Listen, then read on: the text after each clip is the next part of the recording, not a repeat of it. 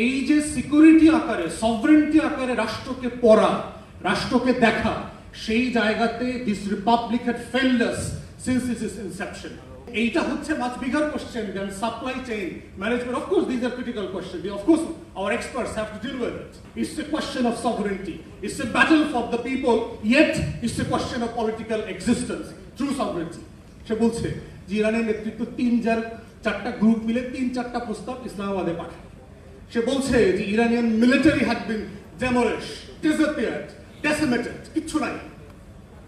তাহলে দেখেন, ট্রাম্পের প্রশ্ন কি যুদ্ধকে নেগোসিয়েশনে আনা, না ইরানের সভরেন্টির প্রত্যেকটা পিলারে আঘাত করার প্রশ্ন?